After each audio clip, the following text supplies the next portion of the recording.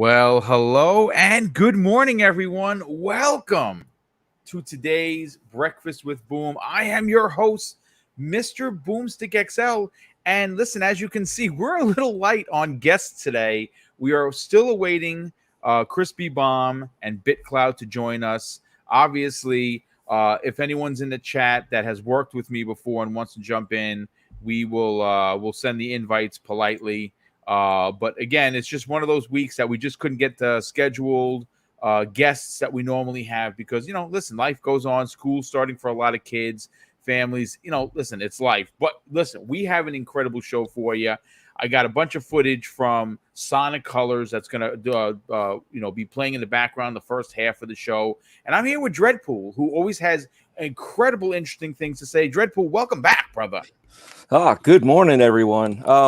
You know what? The incredible, interesting thing for today is my Chicago-style lasagna, as per Lord Cognito, of pizza. Nice. Chicago-style deep dish pizza. There's a local place around here, so I decided to swing in there and stop by yesterday, and I'm reheating the leftovers. Nice. Wow. What a breakfast. Holy, a breakfast of champions. Yes, it is.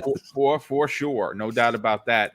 Listen, folks, as we wait for people to file in, just want to say that we're going to be talking a lot about what happened on yesterday's Sony event. There's definitely a lot to get into. There's no doubt about that. Real quick, got a shout out. UK Lad has become a channel member. Thank you for joining the Boom Nation, if you will. Definitely appreciate that.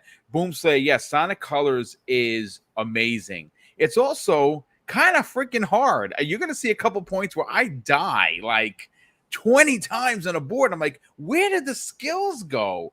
But this is a great game. Hey, BitCloud, there he is. What's up, brother? Welcome. Whew, what's going on? Well, we have a lot to go. We have a lot to discuss. I mean, Sony kind of flexed a little bit yesterday. They were like, "Boom, there's the guns." I don't know how high my chances are, but my two reactions that I shared on Twitter, they might get featured by Insomniac. Oh, dude, wow! I'm hoping for it. So it'd be well deserved. You represent the brand in the best way possible. You don't use console war shenanigans to fund your channel. And listen, dude, I put everybody on blast yesterday, especially when the report came true that I was telling you about numerous times, which was the Uncharted PC thing. Yeah. We knew it was happening, and dudes came in like, "Oh, you're just an Xbot dude in disguise." I'm like, "Okay, well, we'll see about that." Here we are. Look, here's the thing. There's a lot to get into. A lot of people, the numbers for the show per se are kind of like all over the board. Sony fans who appreciate what Sony brings to the table with their first party are giving it 9s, and I couldn't even argue that. For me, I gave it a solid 8. I thought that the first half of the show was okay. A lot of multi-plat stuff. The Dead Ringer, Knights of the Old Republic, which we're going to get into because that is I said this to Dread privately, and I'll say it publicly right now, is a kick in the teeth to Microsoft. I mean, that was our biggest thing we've been saying to counter Spider-Man was X-Men, right? We kept saying that. I'm like, dude, why is Microsoft not throwing something at X-Men? And oh boy, here's the thing. I said it last night, and again, I don't want to keep repeating myself, or I want to reiterate it. I have a lot of feelings that are going to come into fruition on Monday night's primetime gaming. I have specifically with Marvel, and I'll just kind of give you a bit of a preview of that. We know for an absolute fact, and this is not a suggestion, this is a fact, folks, that Microsoft has a great working relationship with Marvel. They keep having all of these incredible contests where they offer these exclusive, like the Black Panther Series X. They just had a Shang-Chi one, which looked absolutely incredible. So the relationship is there. Now, as great as these consoles are, and as wonderful it is going to be for the one person that wins it. Think about that. You're the one person in the world that has a Shang-Chi or a Captain America or a Civil War or a Black Panther console. That's awesome. But at the same time, I got a lot of questions as to what the F is Microsoft doing? Because listen, let's you know what? Let's just get right into it. Last night's show had a lot of hype. Now we're going to talk about what was there. We're also going to talk about what wasn't. I was told by a very good friend of mine that we could see something Twisted Metal Black or Twisted Metal to coincide with the show. See, now that wasn't there. That's a little disappointing, but we do know that it's in development. Okay, great. Yep. Some of the other stuff that was, and you have to, I'm sure you're going to agree with me. Resistance Fall of Man, bro. Just tell us if it's coming out. Oh, now I believe it that it might be point. A VR game. Yeah. If that's the case, I'm not going to front. Like, I'm going to probably buy it, but that's not what I want, right? Metal Gear Solid remake, we thought for sure was going to be announced. That was a heavy rumor. Silent Hill wasn't there. But what was there? Well, in complete Sony fashion, they did what Sony does best. And I said it last night. I've said it 100 times, and I'll say it again. They sell their fans hope. They tell you that, hey, you went out and you bought a PlayStation 5. Here's another reason. Here's another group of reasons why we know you want to do this, right? And of course, I asked the question, did they sell me on $70 games? Well, if it's going to be a Wolverine game and a Spider-Man and Miles Morales with Venom and a God of War, then the answer is, well, for me, yes. And hopefully all of those things have collector's editions because that's what I'll be buying. Before we get to you, BitCloud, Dreadpool, this Sony, I'll put it to this way.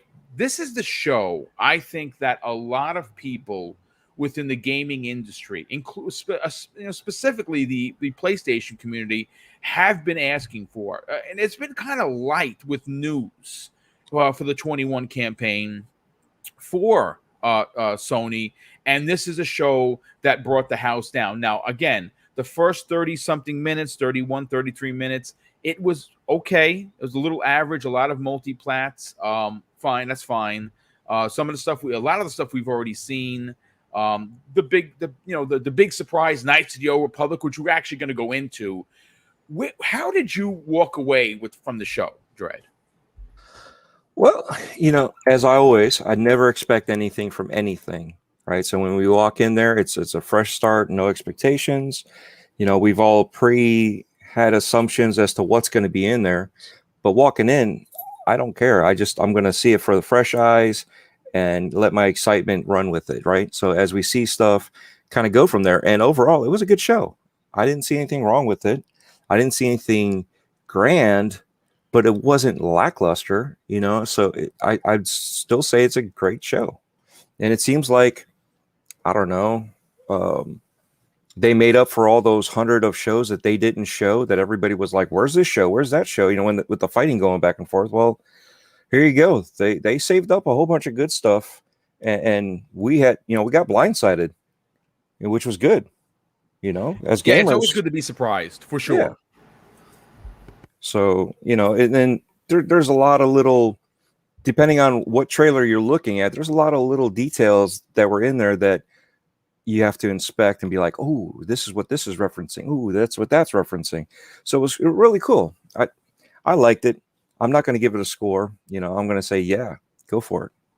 Oh, you going to leave that to me? You going to leave that to me, Dread? Really? Well, you want a score? I'll give you at least 8.5 to 9.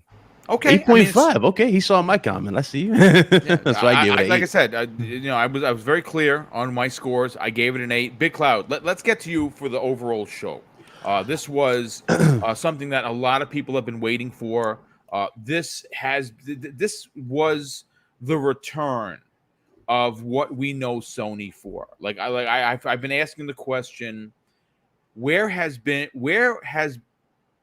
did the masters of marketing go? Where did they seem to have fallen off a cliff at some point? And I gotta be honest with you. Again, I said this on the Xbox Factor podcast. People are like, oh my God, Does Microsoft need to respond? The answer is no, they do not. And here's my before I get to you in the show, this is why. Okay, Microsoft basically did something that Sony was notorious for doing, and they tipped their cards to us. We know for a fact that there are over 20 first-party games in active development that are going to be releasing in the next 2, 3, and 4 years. The next subset of Xbox games are going to be amazing. So does Microsoft need to run out and respond and do a show to show up Sony? No, they do not. They've been showing up Sony the entire 21 campaign. Sony was on their heels, and they had to bring it, and I believe they did. What are your thoughts, Big Cloud? So in the beginning, I mean, first they started off with just Heat, right? Knights of the Old Republic remake, timed exclusive PS5. That is big. I was not expecting that to be here. So that was a nice reveal. And then afterwards, they showed Forspoken. More Forspoken looked a lot better. 2-year deal, by the way, confirmed. Yeah. That looks for Knights of the Old Republic? Mm-hmm. Wow. 2 years? No, not for Knights. For Forspoken. It's 2 years. Okay. Now, Knights of the Old Republic, we don't know, but probably like a year for that type of game. I'm hearing 2 years also. He's hearing 2. Oh, 2 years. Wow. Yeah. Okay. Also. Well, let me get back. We're gonna come back around to Knights of the Old Republic. I got a lot to say about that. But that looked good. Knights of the Old Republic. That really looked good, especially coming off of Jedi Fallen Order. I'm hyped for what they're going to do with that. You know why it's even more exciting, dude? This is coming off of the Mass Effect remake. Yes. You know what I'm saying? A lot of good time to be a sci-fi fan. Yeah, so really good time. So if you look at what they did and how much care they put into that, I have no complaints, no fears going into this. That's for sure. Me either. So that was shown. Forspoken again looks good, and then we started getting some lackluster showings. I would say I don't want to say terrible, but there were some lackluster showings. Like there was one Pixar game where it was going like she was like going in the minds of the different animals. I was like, okay, this kind of took me out the show. So at that point, I was like, I don't know, guys, this is the show looking kind of bad. Then we get hit with a Marvel's logo and a bar. Bloods Dude, everywhere. I almost immediately knew it was Wolverine. Like, just by his hunched back, I was like, "Oh, me personally, get out of town."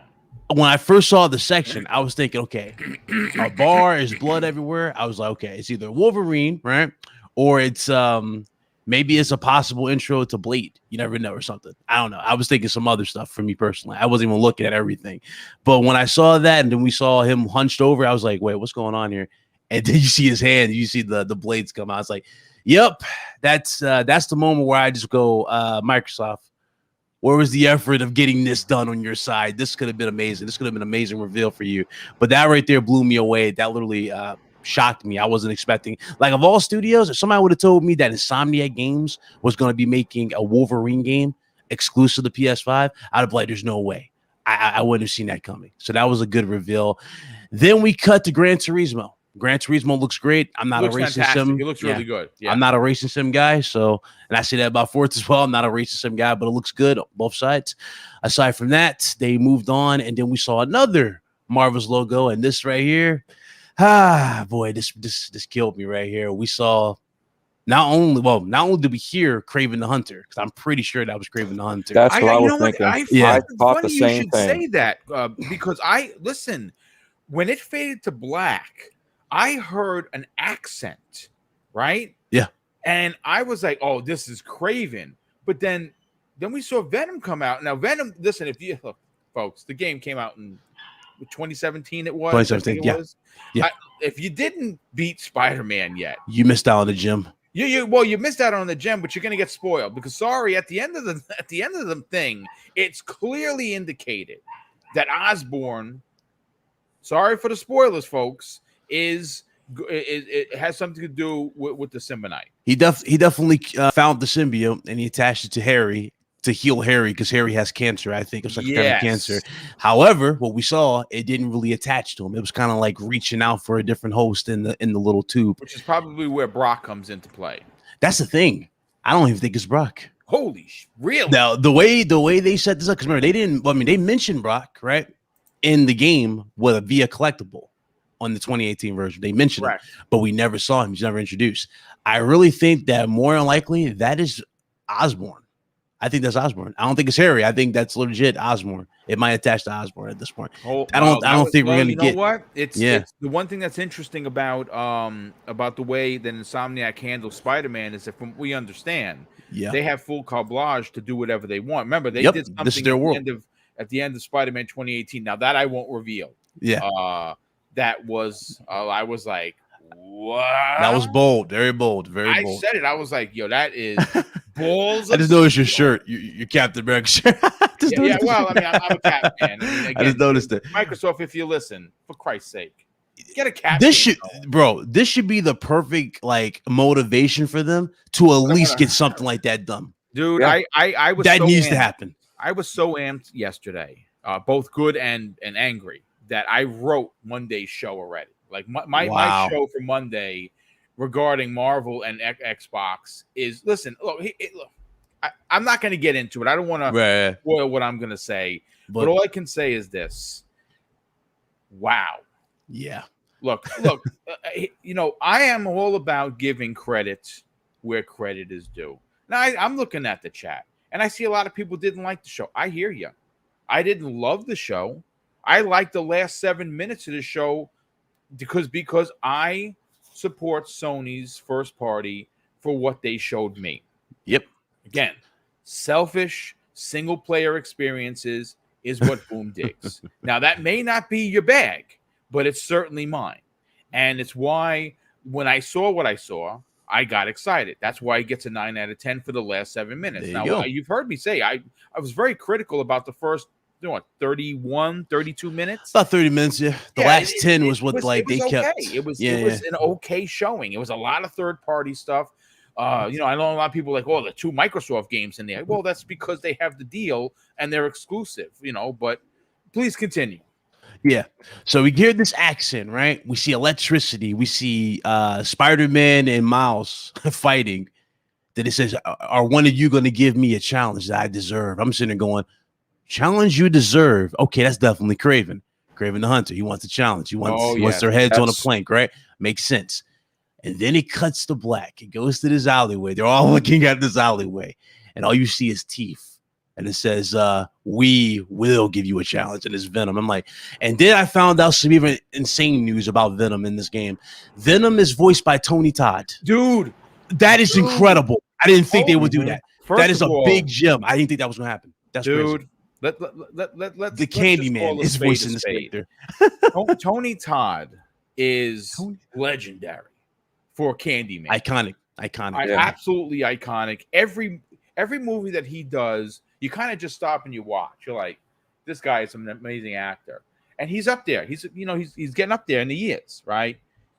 When I found out that he was voicing Venom, I nearly fell out of my chair because besides the quality that you're going to get, listen, and again, I totally get there's a subset of people in this chat today. They're like, yeah, Boom, you know what? Spider-Man, really not my thing. Okay, that's awesome. But it's Boom's thing. Marvel is Boom's thing. And when you that's why when you talk about what they've done already, their pedigree, and what they're now going to bring the Spider-Man to now, there were some people that were suggesting this could be a multiplayer game, but we did get some confirmation that it's not. It's going to be like GTA 5. You're going to be, and that makes basically sense. Simultaneously switch between the character, or it might take control at certain points when you go story. That's probably what's going to do. Which makes perfect sense. Yeah, perfect time. Perfect sense. There's 2 Spider-Men in this universe, and you're going to be able to use both of them. Potentially opens up a tremendous amount of replay value because let's just say, for instance, that I want to play as Miles and I play Miles 80% of the time. Does that mean that I miss a bunch of Spider-Man stuff? Does that mean I'm gonna have to go back in there and do some Spider-Man stuff? You know what? Not a problem because I those are the types of games I like running back into.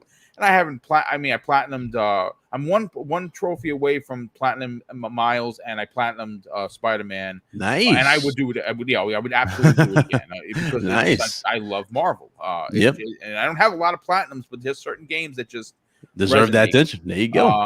But after the teeth, after we got Venom's tease, and it just ends, we see they went from the red and white logo to a black background, white logo, indicating the black suit will also be in this game.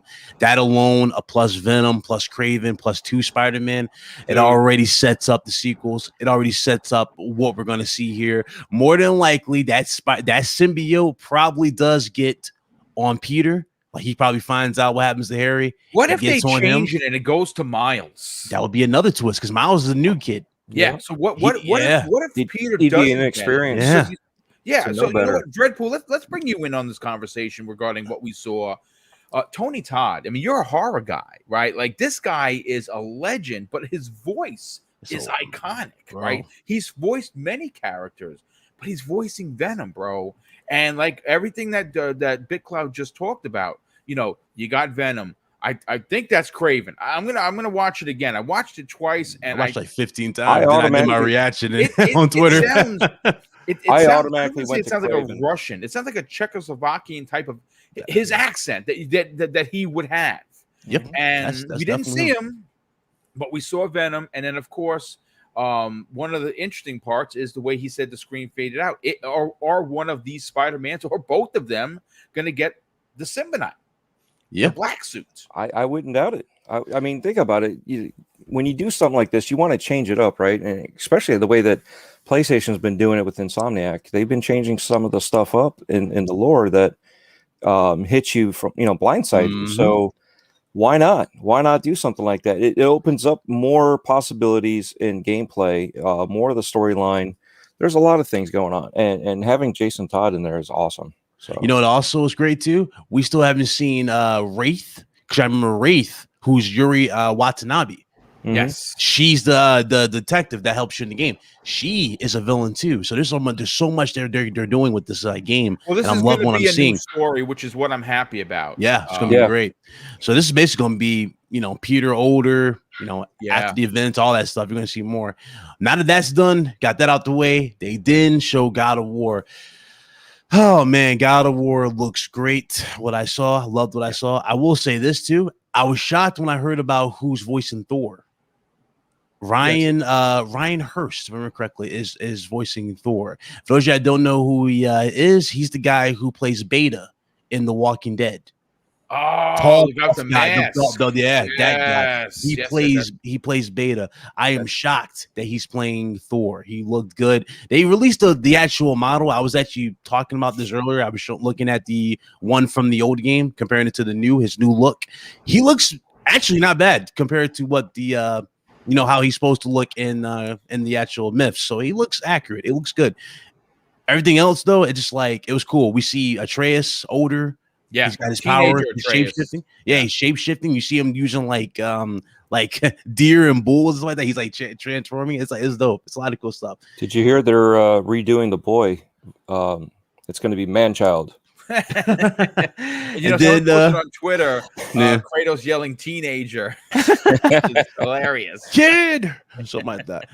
Then aside from that, I guess I should have said this earlier because this was something that me and you talked about numerous times on the show. I said it with David as well. It's like I already see this happening, especially after that financial report when they further submitted it. But Nathan Drake collection confirmed for PS5 and PC. Now, according to the actual collection, I think it's just the PS4. I mean, it's Uncharted 4 and Lost Legacy remastered, which is kind of silly, if you ask me. Because we already played them, and plus they're already in the collection for PS4 or PS5. Mm-hmm. So the fact that they're remastering those again, they're like, hey guys, it's on PC and PlayStation 5, as if I'm supposed to care, is ridiculous right there. But of course, it was funny watching the reactions and see everybody just go, oh my God, why are they doing this? There's a lot of meltdowns over that, but I'm sitting there going, I told you about this. Listen, you kind of knew it was eventually going to come to PC. It was coming, it's coming. Was anyone surprised? Because it's like Spider-Man from what we saw in that financial report. Here's the thing. Morales. Here's the thing, folks. Microsoft has been making money hand over fist for years, right? They, with all the money they've been making by putting games onto PC, which is a market that is bigger, folks, than PlayStation, Nintendo, and Xbox combined, right? That's not a statement. That is a straight up fact, right? I've said this for years. Why are they leaving money on the table?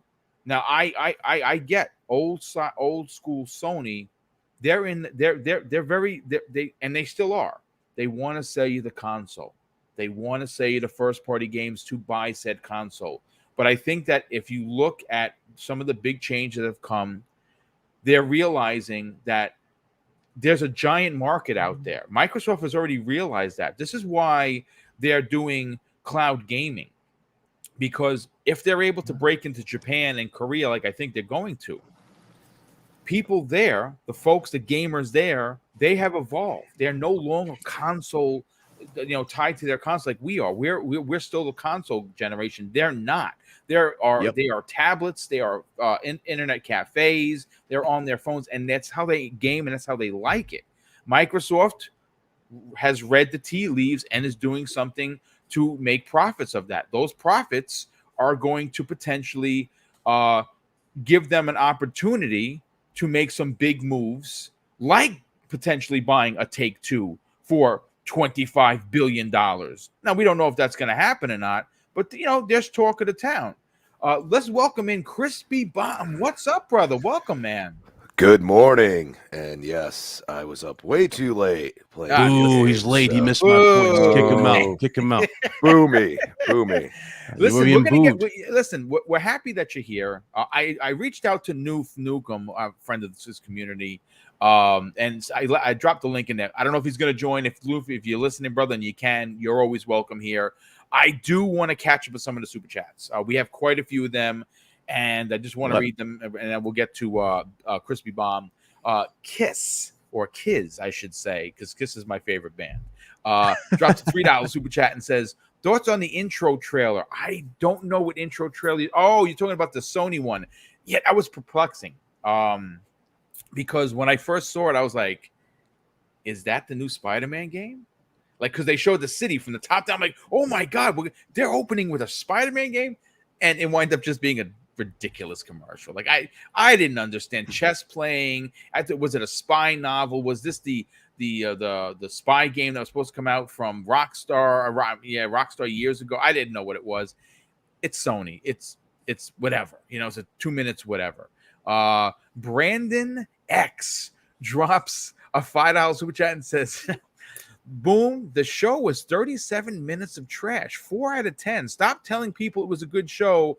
It wasn't. It was a bad show and not a good show. I think he's meant disappointed. Listen here, dude.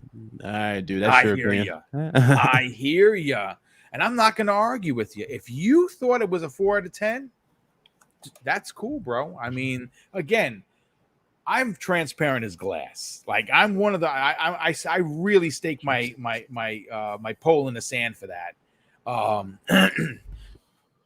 Excuse me. When it comes to Sony's first party, I have been open since I started YouTube that is my jam.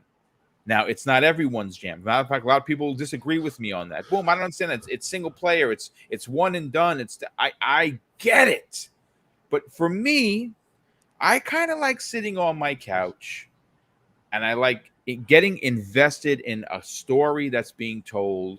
And Sony does it really good. Not saying that Xbox doesn't do it or Nintendo doesn't do it. They do it in their own way. And those kinds of experiences for like Xbox fans is coming in a big way. The next 3 years is going to be bananas, starting with this holiday. We're getting a new Halo. What's not to be excited about? But at the same time, folks, listen, you know who I am. And I basically know all of you. I'm excited because they showed me something that I wanted. Spider-Man drops a $5 super chat and says, I thought we were watching an Xbox show. 2 Microsoft games in Deathloop and Ghostwire, as well as 2 remakes, Alan Wake and KOTOR. Sony show for me. I mean, I hear you. But I mean, obviously, Alan Wake is not a timed exclusive. That's coming out on the 8th. That's confirmed. October 8th. which I believe is the same day as the new Switch, which yes, I have pre-ordered. And were you disappointed by the quality of that remake? It didn't really look like they threw out all the stops from the or the remaster at all. It looks exactly the same as the 360. I rewatched it again, and I'm listen. Trailers can either really do great things for a game or potentially bomb it. The game's only $30. If you didn't know, Alan Wake, $30. It's not a full-on remake. It's a remastered edition. You know what? Here's the thing. There are certain games that I go back to yearly that look terrible, that I enjoy playing. That's a game that I can go back and I can play. The game was scary. It was an incredible tale. First of all, I'm an old man, folks. I'm going to be 51 in September, right? So you may not even know what the hell Auto Limits is. That was a black and white show from way back in the days, and I loved it as a kid. It just intrigued me.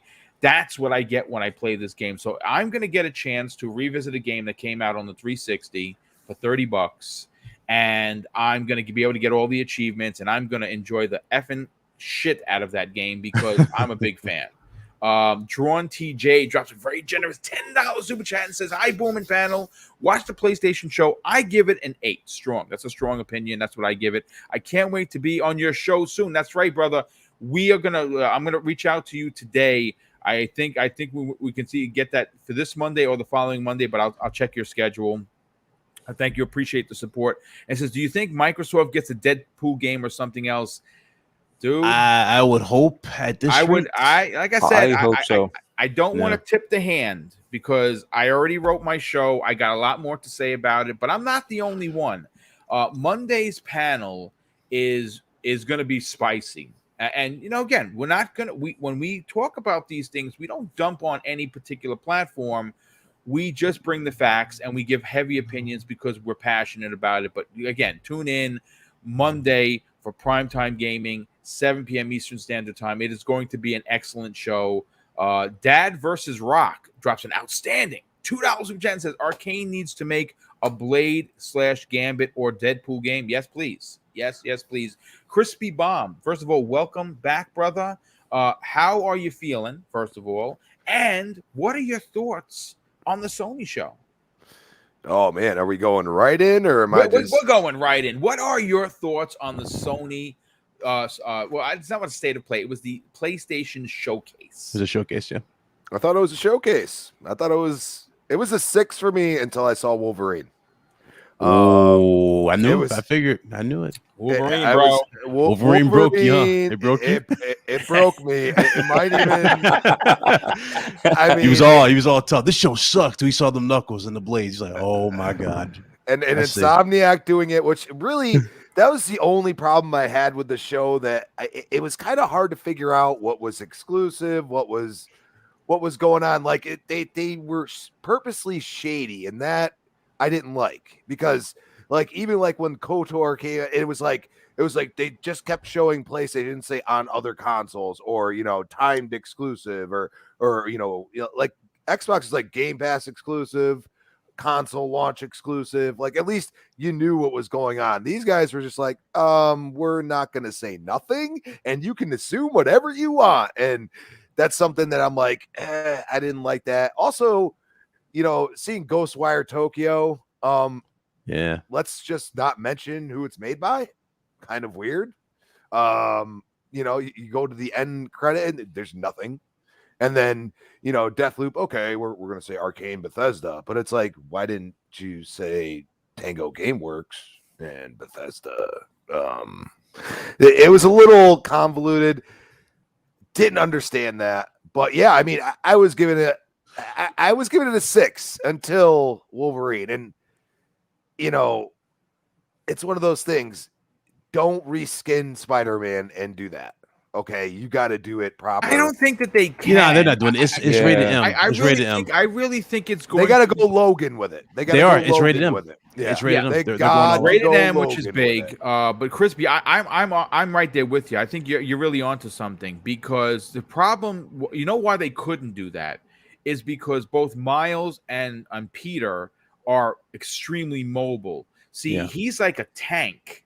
Yep. Right. Like he's Wolverine. He's a tank. So I think that this is going to potentially be a very, I don't want to say claustrophobic, because they're going to tell a big story, but it's not going to be like Spider-Man. At least I don't think so. I don't think they can do it like Spider-Man, because Wolverine has limited in his mobility. Well, let's be honest here. Okay, you take Spider-Man, you take the Arkham series. They're not that far off. They really are. It's you could tell very me, true. Very true. And Batman ain't that mobile either in logicalness. He has all these gadgets that help him be mobile. So, that's where, you can't just bring gadgets to Wolverine. Wolverine's got to probably just evolve himself. That's because a lot of people don't know that, like, my favorite comic series was the World War Hulk series. And Hulk... That was a great series, dude. But the reason why I was so excited when Disney got Fox was that you could really do it, but you gotta find, like, it's too late now. Like, Hugh Jackman is the role. You know what I'm saying? So now that's where I said the only problem I'm gonna have is who is voicing Wolverine in the Insomniac game. Because if it ain't good enough, I am not gonna like it. Now I'm not. You know what? Could you imagine? Listen, he's talked about returning to the role. He just doesn't like the fact that he has to constantly be in shape. Like, he's working out 9 hours a day, which, to kid that body, that's the reality. He had to work out with The Rock, for crying out loud, to get in shape, right? But he can still come back. He could come back, and he could voice it. And my God, it would be a love letter. He is voicing. Oh my God, I didn't even put one and one together until you said it, Crispy. That would be epic. And because it's Sony, and because they have a relationship with Marvel, and because Jackman obviously is a show pony, the guy loves to get out there and work. The guy is one of the hardest working guys in the business. He could actually come back and not actually come back, which I think is freaking dope. I think that would be the best case scenario. Now that's going to cost a pretty penny, and that's where they got the backing. They'll drop the bag. Not to mention they're working with Marvel now, and Marvel owns pretty much the character. So I'm pretty sure Marvel has no problem paying whatever Jackman will want for that role if you want. I mean, that would be the hope. That's the hope. But Mitch, I think you mentioned Hulk, right? Didn't you mention Hulk as well? Oh yeah. Did you notice the reference on the table? Did y'all notice that in the trailer? I did not. No, it was a reference to the Hulk comic on the table. It's funny. One of the pictures that I used in the thumbnail for last night's reaction panel was Hulk in the blades. Like his reflection, which is, we know that the Hulk fought Wolverine many of times, which is bananas. I mean, if they go World War Hulk with it, dude, I'm sold. That's it. Like, it's done. Like, because if you do that, then that means that you are taking parts of the comics and making it like its own entity in the game. You know what I mean? So instead of just having movies, like, they're like, no, you're gonna play it in the game. And I'll tell you, like, the battles that him and Hulk had were like absolutely epic, like just ridiculous. So it's one of those things that, like, he was the only person that ended up stopping Hulk in the end. Because you got to go, you can go read the comics, you can probably buy them online now. But dude, like, it was insanity. Like, it used to be him and Sabretooth, and all of a sudden it turned into him and Hulk. And it was just like, it was absolute insanity. Hulk was just trying to destroy the entire world. That's what. Well, I mean, here's the beautiful part about this. Colossus. Remember, they went hand to hand, and he bent his fingers in such a way that he was almost crippled. Like, he could not transform back to being human. He had to have his fingers reset. It was that's how crazy the Hulk was. But that's because they killed his wife and kid. Now here's also the crazy part too. Warning, sorry. Here's another crazy part about this whole situation. This is basically their MCU. Who's to say this character, Wolverine, doesn't cross over into Spider-Man? Oh, dude, listen. I see it. After the Avengers Tower? I can see it. Yeah. 100%. It's true. Absolutely. That would be incredible. You have they can have their own version of the Avengers. Well, properly done. And Spider-Man, from what I recall, has a way with Wolverine to calm him down. Yeah, well, if you remember, it's funny because the Spider-Man games from Beanox, if you guys remember that, those were two of my favorite Spider-Man games. There was a part where Wolverine, you actually control Wolverine. He fought Venom in that game, if you guys remember that. And I know a lot of people are like, yeah, who's Beanox? They made two incredible Spider-Man games. I really, really enjoyed those. Would love to have those remastered. Yeah, I don't care on whatever platform. But real quick, let's just let me catch up on some of the super chats. Philly Eagle, good friend, my brother. Thank you so much for being here. Thank you for the outstanding generosity with a $10 super chat. Says the problem with these shows lack the of same energy by folks. Instead of looking for a dumb reason to poop on a fan, it's a great word. All gamers should just look to celebrate gaming as a whole. Hashtag gamers unite, in my opinion, of course. And I agree. I think that what we need to stop doing, and this is everybody, folks. This isn't one subset of the community. Stop going out of your way to tear down everyone. You know what I'm saying? If it's not your bag, I understand that. And I know we're going to get, well, wait a second, boom, they did it, and then they did it. And I get it. Listen, there's no easy answer to this. I just say enjoy whatever the hell you enjoy. And if I was to back up what you're saying, like if I was to really like add on to, I see people saying they don't like the show. If I was to add more to that, I would say that the GTA 5 announcement almost took me out the show because I really did not want to see that. I did not want to see that. I'm like, bro, why are we seeing GTA 5 again? And it's like, oh, we added this. It's faster loading. I'm like, wow, so you added something that's a staple with the console. Yeah, which I can do on my One X with the NVMe or just a basic SATA SSD. You know what I mean? Yeah. Same difference. Nothing new added to this game. That's the shocking part. But there's nothing new. They're like, well, there's new ways to do the mission, the heist in the story. But I'm like, who cares? Ain't nobody about to redo all this stuff again? Are we going to get another game? Like that's what most GTA fans are like. Hey, are we going to get another one, or is it game? That's or is it just never? It's never going to happen now. Like it's just like, oh no, we'll make this for 30 years. I'm also curious too. Are they making you start from scratch in the online? Because they really had the nerve to highlight GTA Online. Because I don't think they said anything about your character crossing over again. They didn't say anything. You remember when it came to PlayStation 4 and Xbox One, they did do it. Yeah. They did allow you to transfer the multiplayer, but your single player stuff didn't transfer over, which is ridiculous. Which is why I never beat the game, because I was literally just finished the heist where they all had the body armor, and I was and they're shooting the real bank heist. And I was just about to finish the game, and I lost my save, and I'm like, I don't know if I'm doing this again. I started playing it, but I just never was into it again, which is crappy. Real quick, we also have a couple more super chats to get to, and obviously this part right. This is the board where the old man skills come in, not to play. You're gonna see I'm gonna die like 100 times. It's embarrassing, but here it is. It is what it is. We had let's see. Oh yes, Spider-Man drops an additional $2 chat. Boom! It's the internet. How dare you have your own opinion? I know, isn't that crazy? Then we have Kasi. 1,300. That's very generous. £2 super chat. It says made it to a live Xbox. Made it live. Xbox needed a Punisher game. Hello, yes sir. They absolutely do. Abacab 72 drops. Wow, a generous $10 super chat and says the PlayStation Showcase was a return to form. I absolutely agree. Made me look at my Xbox with disgust. Phil needs to stop getting along and start being aggressive and start doing things to win, because he'll never win, never will like this. I mean, that's a bold statement, and one that I don't know if a lot of people could find. You could find an argument in that statement, but I'm not saying that we don't love the nice guy Phil, because who doesn't like Phil Spencer, for Christ's sake? Fucking but he really does need an aggressor. Like we've been saying for the longest time, your biggest counterpunch to Spider-Man would easily be the X-Men. Easily. And I mean, at this point, listen, you know what? I don't even want a host. I don't even want a team for Xbox. I don't want them to get a grand team. I don't think that they need to, and I think it's hard to do a grand team like that. It's the ambition to have.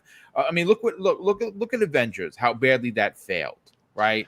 And I mean, granted, Black Panther is fantastic in that, but that game it can't save it. It can't save that. So the I mean, product. so here's the thing: there are plenty of heroes that can be a solo story can be told. It could be gritty. It could be dark. I think Punisher. I think Black Panther by himself could be an amazing tale. Punisher, Daredevil, Moon Knight, which has a series coming out. If you Shang-Chi could be another one. If you really want to dive deep into the darkness of Marvel, you can do a Midnight Suns thing. You can also bring a Blade and have his own type of game. I mean, there's a lot that they can do.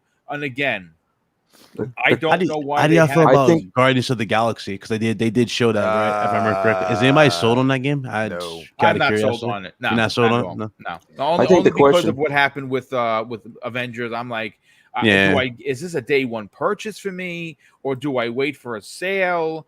I mean, again, taking nothing away from the developers. I'm not a developer. I'm just a stupid podcaster. These guys have talent more in one finger than I have my whole body. I get it, but again, as much as I love the house that brought us Laura Croft after Avengers, I don't have the confidence to buy that day one. Well, I think the voice acting for Guardians of the Galaxy, it just ain't like Rocket. Whoever's playing him, it works fine. He's not Bradley Cooper.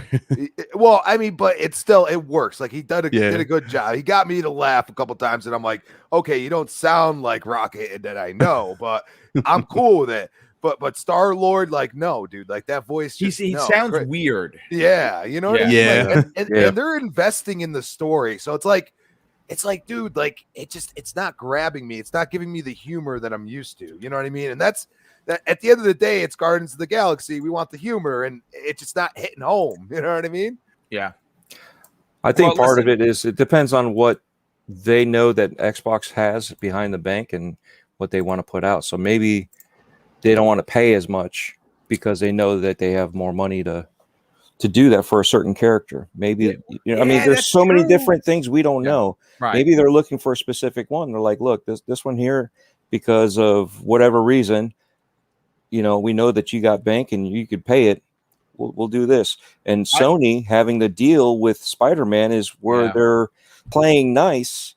So they're getting a deal out of it. You know what I mean? They could be getting carte blanche. There's so much we don't know. Point. Yes, 100%. There's also again, I'm going to have to reiterate this. I can't hold this in. There's also another problem that Microsoft doesn't that Sony does not. Sony has Insomniac Games, who is logistically carrying the company right now. I mean, if you think about what they've released. Since and what they're going to be releasing, it's just madness. I mean, that team has to be unbelievably huge. It's about 200 people over there at Insomniac, and there's about 300 at Naughty Dog. So in the span of like 3 or 4 years, they have actually overlapped inside Naughty Dog. In terms of crazy. It's pretty incredible how many games they've been able to put out of any gaming. $200 million, Crispy. Remember that $200 million, dude. It's already paid for itself already. That's crazy. $200 million. It's crazy. Maybe unless they gave them creative, like I think that's what it was. On top of that, because there's no way you're just selling them that cheap. You know what I mean? Like they probably asked for legit creative control, all this stuff. But still, even with that alone, kind of like the way Respawn is with EA, kind of thing. Yeah, you know what I mean? Yeah. Real quick, Pixelbit G dropped an outstanding $2 super chat and says, "Think outside the box." I say, make an M-rated Spawn game. Yeah, I mean there are. You don't have to go to DC. Image has an incredible array of characters, and if Microsoft really wanted to go the route of Spawn, which would be pretty dope, the only problem before I lose my chain of thought, and then we're going to move on to God of War, is the problem with Microsoft is that they do not have an Insomniac Games. And I'm not saying they don't have a talented studio. They have a ridiculous amount of talent, but they don't have a team that they could put onto a Marvel game that's not already neck deep in whatever they're developing. At least that's my opinion. I could be 100% wrong. They could be working on a Marvel game as we speak, and they're just not ready to talk about it. So again, that could in fact be the case. We don't know, and we can only speculate on it. But I do want to move on, folks, to the next topic. And this one is pretty interesting. Now, God of War 2018, for many people in this community, was game of the year then. It was my game of the year until Assassin's Creed just enveloped my life and it edged it out. And I look back at that choice and I'm like, you know, I put it this way. I don't regret not making it the game of the year, but there's a piece of me that does. So 50-50 either way, that year's Assassin's Creed or God of War, I mean, they could have been a tie. That's how great they were. But Cory Barlog, friend of the show, has revealed, now he's not really a friend of the show. We've tweeted back and forth with each other. I say that for Joe, if you're listening. I like giving him the digs because he has responded to me. Cory has responded to me several times on Twitter, which is pretty dope. Boo. Yeah, I know. Imagine. Boo, boom. But he revealed, folks, that he is not returning to direct the PlayStation 5 sequel, God of War Ragnarok. Now, instead, it's going to be series veteran Eric Williams, who's going to step into the role of director on the new game. Williams joined Sony Santa Monica in 2004, so obviously he's been there a long time, folks. I mean, 17 years as of next year. So, yeah, so he's been there for a bit. And you know, listen, he's worked on every God of War game as a designer, specifically focused on the combat aspect, which was really good in God of War 2018. Now, in a post-show stream following Thursday's PlayStation showcase, both Barlog and Williams, who basically said that the changing of directors was something that is standard fare. It's almost considered tradition at Sony Santa Monica. And I pulled this story from our good friends over at the VGC, Video Games Chronicle, and they had some quotes from the interview that I want to read. And this is from Williams himself. He says, "It's always been a tradition here at Sony Santa Monica to change the directors across the games. We've had really good success with that. Cory is the only repeat director, and rightfully so. He's damn good at what he does, and I absolutely agree." Barlog then commented and said, "The important thing for us is to be able to get a fresh perspective each time, but also a fresh pair of legs in the scene that you really sense that it's important. It's an important thing for us is to get a fresh perspective each time, but also a fresh pair of legs in the sense that you're really exhausted at the end of the finish line.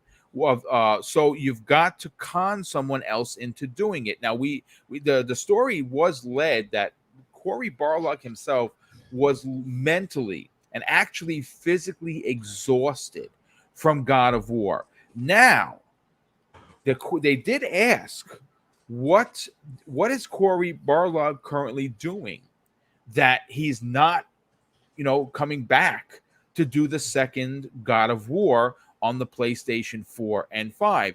And this is what he said. "We're actually doing a bunch of stuff. It's really exciting. All of the things that we're doing, and you're tempted to know what this is.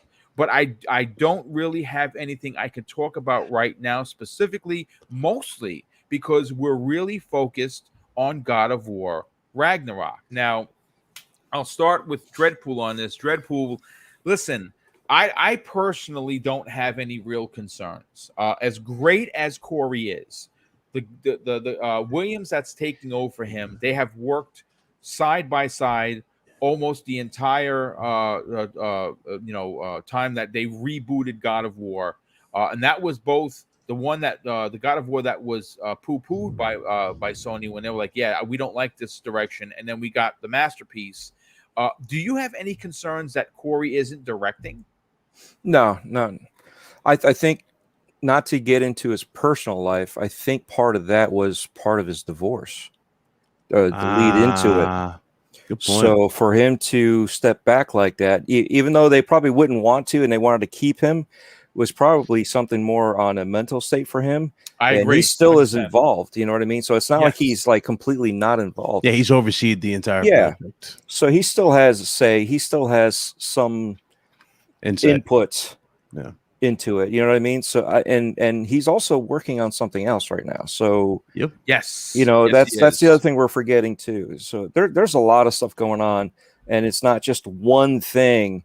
You know, so I don't see him not being there in that lead role as an issue. They've even said it's worked in their favor to have different perspectives, fresh ideas. You know, I mean, he's still is involved in it. So, you know, and that's part of the thing is in the culture that we have now, diversity, inclusivity, you know what I mean? You got to have all that, because one man's dream obviously will not last forever. You look at the original God of War, you know, we all hated it because, you know, it doesn't have jump, right? Remember that narrative? But yes, I do. You know, it ended up being a great game, you know. A fantastic but game. You look at how long would that style of hack and slash God of War would have lasted? Would have lasted even longer? Would have killed the series? Granted, this is the last of the Viking lore series. This is it. These two games are the only part of the Viking lore. Yeah. So they closed it off. Confirmed Ragnarok is happening. They confirmed yes. It would make sense to call it Ragnarok if Ragnarok isn't happening. They confirmed it. I agree. Yeah, I absolutely agree. I mean, yeah, well, it'll be a good game regardless. I think it's gonna be. I think people are going to hate it because it is what it is, and people are going to love it because it is what it is, no matter what the flaws are. So it's a double-edged sword, no matter how you look at it. One man is not going to make or break a game, but I mean, it's the notoriety of that name that in people's minds make or break it. You know what I mean? So just because you have Hugh Jackman, it doesn't mean Hugh Jackman's always going to be Wolverine. He wasn't Wolverine before he filled that role. You know, we lost Sid. Sid was a great character for anything that Rob Zombie put him in. You know, so you look at some of these people's backgrounds. Yeah, their names carry weight, but sometimes they carry more weight than you put to it. There's more to it. There's story. There's you know what I mean? There's the when it comes to video games, you're talking about graphics, you're talking about the controls. It could be a great story and the controls suck. What happens? The game bombs. You know, so we got to remember, just because it's Corey doesn't mean anything good or bad. So we're gonna have a good game regardless. Whether or not is game defining as in a next gen, that's on your perception. Yeah, I mean, listen, it's not going to be any worse than God of War 2018. I quite enjoyed that game, so you know, take it for what it's worth. But it was worthy. I thought it was worthy of a conversation because so many people were doing stories on it, and I think it's important to talk about it. Big Cloud, are you expecting anything less than what we got with God of War 2018? No, especially after talking to employees there. No, I expect we're going to get the same quality. It's going to be amazing. At least Corey, Corey's overlooked this whole project. Yeah, he's not directing, which is fine. In this case, from what we saw, it looks incredible for what we're going to be getting. Now, I am shocked that it's not 3-parter for the Norse saga, but it's fine again because they're going, I guess, different routes here. But what we saw, they jam-packed in here, even with Freya at war. I don't know if y'all know the subtle details for Freya. She was wearing bandages on her arm. That was from Baldur's Look on his shoes. She was wearing that on his arm. Okay. She was wearing bits and pieces of his armor, and I was like, wow, okay, that's pretty cool. She didn't have her wings though. Yeah, I remember she was supposed to become Valkyrie. She didn't have wings. That was interesting. It's a nice little take on that. But I'm blown away by it. It looks good. I have no complaints for God of War. No, I absolutely do. Now, listen, before we get to Crispy Bomb, and then we're gonna get into some heavy talk about Knights of the Old Republic for a lot of reasons. I forgot to throw this out here too. Corey's project you guys are talking about is that Avatar inspired game. It was a sci-fi game. Yeah, I remember it's like an alien type of game he was working on.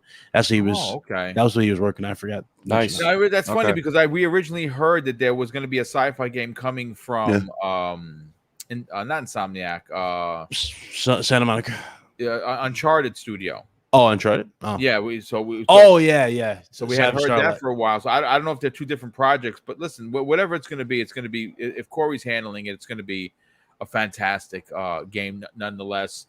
Real quick, Crispy, before I get to your brother, I gotta give our brother Tempest Son a huge shout out. If you saw me on Twitter, actually he posted it. He obviously Tales of Arise just released, and he doesn't buy a lot of collector's editions because but this one is he's loving the game, and he loves the game so much that he wanted me to, on his behalf, give a digital copy away for free of free Xbox for Tales of Arise. I'm going to on his behalf, because he donated the code, pick a winner right before the show ends. I'm going to run it through a picker, and whoever it is, you're going to win a code for Tales of Arise, courtesy of the Tempest Son, who I know is listening right now. First of all, brother, thank you for the generous donation. That's super cool that you were enjoying the game. And I'm going to wind up picking it up once it's on sale, because if I bought it now, it would be for me, it'd be a waste. It'd be just in the backlog. I have so many games to get to that I don't have the time to play. It's the most frustrating thing. I just don't have the freaking time. I just don't. But I am playing some things that will definitely. I like Houseflan. He says I'm throwing my name in the hat. Well, welcome, Houseflan. We will add your name to the picker, and hopefully, whoever wins it is well deserving of it. And once again, thank you to our brother Tempest Son for the very generous donation. But Crispy Bomb, obviously, Corey, as we know, is still involved with God of War Ragnarok, just not as the director. He needed to take a mental break. We know this for an absolute fact, that it was very stressful. For a lot of reasons for him. If you ever watched, I believe it was Raising Kratos, check that out on YouTube. It really gives the backstory of where they were and some of the real peaks and valleys of development on that game. It's it was very emotional from what we understand. But what are your thoughts about Corey not coming back to direct? Is it an issue? No. I'm probably one of the only people, and I'm giving it from my perspective, that when Rod Ferguson left, I said, good. Okay. And then people were like, what? Are you crazy? Like, Gears of War is dead. And I was like, no, you watch. And sure enough, Hivebusters came out after, and everybody's like, oh, this is actually really good. You need new, fresh eyes. That's what you need. Now, it depends. Corey could really be involved more than, he's even leading on. We don't know.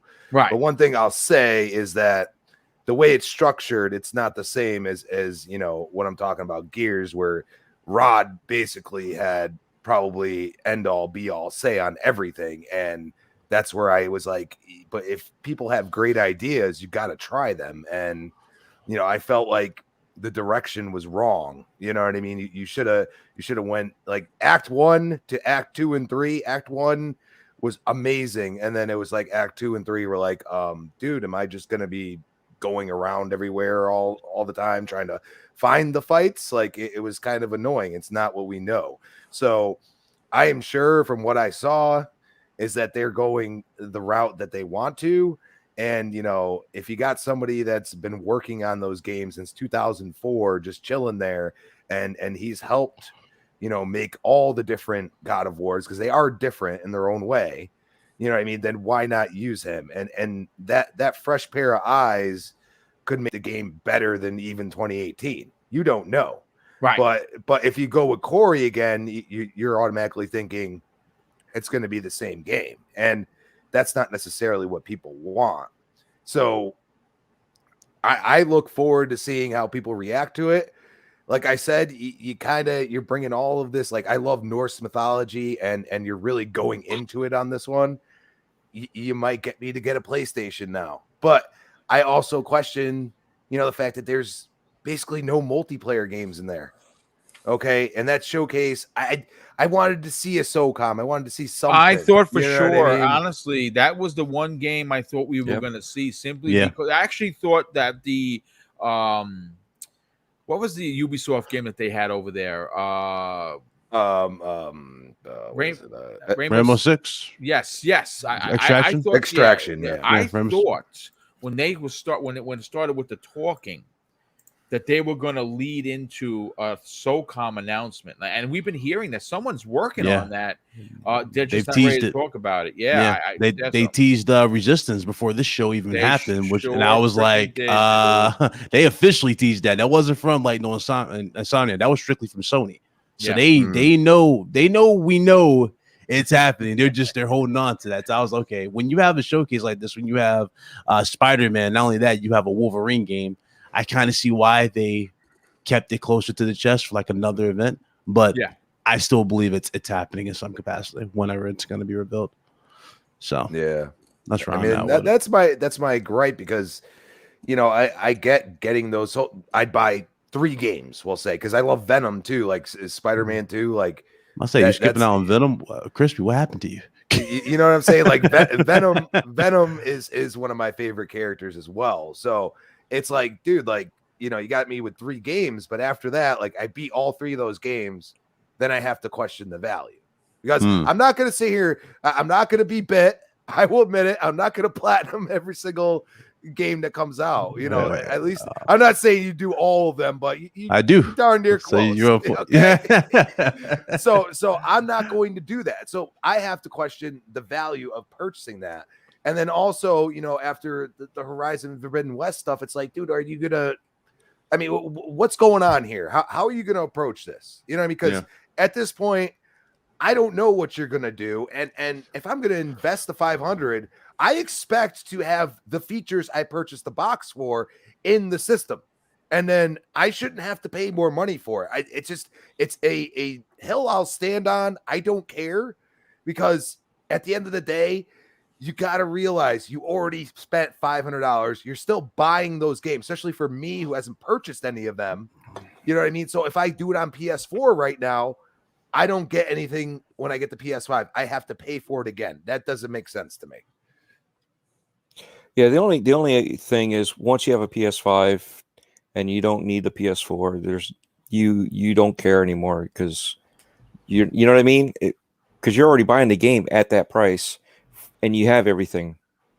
It's just when you do the upgrade path, if you want to get it now and you have to get the PS4 version, that's the downside, and that's where a lot of people have issues. But well, I mean, if there was enough consoles out there, Dredd, then I think we'd be in a different conversation right now. But neither system has enough consoles, so we're like, okay, you know what I mean? Like, that's why we're in this juncture of, they're not right that they're paywalling certain features.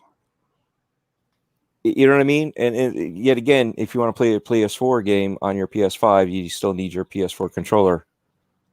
So I forgot about that. Yeah. So yet again, it's that weird spot that we're in with the transitioning of gens. Once everybody is fully into this current gen, this won't be an issue anymore. You know what I mean? It won't be that much of a problem. It's just because we are stuck in the situation we are in with the pandemic, with the part shortages, with the fact of each company doing their own version of their upgrade paths, and not only the companies, the publishers that are putting on these companies, right? So EA's putting it up there. This is how we do our things. Ubisoft saw what happened with Horizon and then said, no, our upgrade path is free for a Far Cry 6. You know what I mean? So there is no universal anything right now. We're still in this minefield of who's saying what's happening, how is this working? None of us know, none of them know, and we're all still trying to, grasp onto, we need a legitimate, reasonable reason as to why we're paying extra or what. And it's just that weird spot we're in. Well, I mean, again, I listen. I understand inflation is always going to be. This is again, Everborn Saga says all the time. It's not show friends, it's show business. Right. And the same thing goes for gaming. These companies are in to make money. I still don't agree with the $70 price point, but I'm gonna. There's certain games. Again, for me, it's not just a It's the $70. magnifying glass, Boom. Remember? Yeah, That's yeah, all it is. 100%. Listen, it's to each is everyone's own. All the Sony stuff, this is not a big surprise. Yeah. All that first party, I buy the collector's edition, which is $200. I agree. Again, me and you, we talked about it so many times. I agree. The $70 charge, especially for basic features, is dumb. But if it's like something legit new that we know for a fact is definitely worth it, like a Wolverine game that we got, like the new Spider-Man, I mean, well, it's no issue. But I don't believe in charging you $70 for older experiences. Yeah, I mean, it's my same issue that I had with the Ghost of Tsushima Iki Island. Like, if you tell me that the DLC is $30, then I do what I did with Uncharted Lost Legacy. I buy it, I play it, I take pictures, I post it on the socials, and I'm loving it. You tell me that it's $20, but the extra $10 that I have to pay give me the right to use the haptic triggers on the 2 controllers that I already bought. That's when I draw the line. That's why I haven't gotten it. So I'm going to wait for it to be on sale. Maybe get it on CD keys for $20 during the holidays, and we'll figure it out one way or another. But I do want to move on to the Knights of the Old Republic conversation. That's a big one, folks. But real quick, Eagles fan 76 drops a very generous $5 super chat and says, I honestly wouldn't mind Insomniac running Marvel games. I trust them doing it right, and Xbox getting rights to DC with a WB purchase for the competition. Indeed, there's it needs to be a counter like that. I agree with him completely. Yeah, you know what? Again, it's going to be a very, very deep conversation, and not just from me on Monday night's prime time. Everyone is kind of in the same camp. I mean, even yesterday, for me and Kay Asante, who's listening, by the way, and welcome, Kay Asante, we have been banging the Marvel drum saying that it almost is ridiculous that Xbox does not have their own counter to an exclusive Marvel character. So, and of course, for a while now, we got a lot of pushback on that from Everborn Saga, and he openly admitted that after the Wolverine reveal, he's in our camp now. He's like, yeah, listen, this is ridiculous. They need a Marvel character. And again, I'll say it on Monday's show. I am not expecting Microsoft or Xbox to become Sony the same way I'm not expecting Sony to become Microsoft. 2 different entities. They're walking to their own drums, and that's fine. But at some point, man, you got to throw an effing punch, bro, in the fight. You can't just sit there and take it. But again, I'm not going to give too much into it because I'm going to get into it deep with the fellas on Monday. Drawn TJ drops not 1 but 2 generous super chats, both for $5. He says, if Microsoft buys WB, use Rocksteady with the initiative to make a Marvel game. They need a team. They need a specific team that they could dedicate like they do with Gears and Forza. But then at the same time, you say, well, wait a second, Boom, Forza, that team, Playground Games, is doing a Fable, and they're doing Horizon. So, I mean, again, they need a team that's not something they currently have that can do a superhero game because it takes a lot of manpower and it takes a lot of, dedication to make that game as great it is. Not saying that they can't do it, because I know that they can. They just don't have the people the team. How about we do the butterfly juke and do that nice little uppercut from out of nowhere and pull the MLB The Show trick? They could. Right? I mean, that could always be a possibility for Wolverine. I'm gonna tell you this right now, because of what's going on behind the scenes that we are not privy to with Marvel, specifically with what's going on with getting Spider-Man as a shared character in their universe. There could be a lot of behind the scenes stuff that they just right now. Sony has a seat at the table with Marvel, and I can't say that Xbox doesn't, but it appears that they don't, and that could be a conversation that, hey, listen, Spider-Man used part of the contract. You don't give Xbox an exclusive. Could that be a possibility? You're damn right it could be, because Marvel is they're not our friends, bro. They're here to make money for their investors. And listen, it's a conversation that could take an hour by itself. But Drawn TJ drops an additional $5 in chat and says, because with Rocksteady's talent and the initiative, they could then go and get Fantastic Four IP or Deadpool or Punisher. Yeah, I'll put it to this way: Microsoft has the financial means backing, to do whatever they want to do. They just have to choose to want to make a Marvel game. Maybe that's not in their timeline. You know what I'm saying? Again, I own all 3 consoles, so when Bayonetta 3 comes out on the Switch and it's not on the Xbox or the PlayStation 5, I will be enjoying it. When Spider-Man 2 comes out, I'll enjoy it. When Halo comes out, or Fable, or potentially Indiana Jones, that's another one that I think is going to be an exclusive. It's going to shock a lot of people. People are like, no. Marvel would never. I mean, DC would. Disney would never allow Microsoft to have that as an exclusive. You think? One of their teams that they paid for is making it. So don't bet the farm on that coming to any other consoles outside of Xbox and of course PC. But listen, I want to move on to look. When Final Fantasy VII came out, right? That is, to me, has and will always be a Sony IP. It's always gonna, for me, I'm always gonna associate that with specifically Final Fantasy VII, because some people are like, well, boom, Final Fantasy started out on the NES and the Super NES. I hear you, and if that's how you correlate it, that's cool. You're an old school G like me. But for specifically, Final Fantasy VII was originally released on the PlayStation 1. I beat it in Japanese, and then I beat it in when it came to the Americas. I was a big importer back in the days. I have yet to beat it. It's just one of those games I got like maybe 30 or 40 hours into, and I fell off a wagon. I don't know why. It's a beautiful game, and that is supposed to be a multi-plat. That has still not come to, even though we had rumors that it was coming in the Game Pass, and then something happened with Sony. Maybe they threw them more money. Their deals with Square are just unbelievable. But yesterday, one of the most iconic, industry-changing, memorable experiences in gaming made its way to the Sony stage in the form of Knights of the Old Republic remake. And what is interesting, what is exciting, what is unbelievable is that this isn't a simple remaster.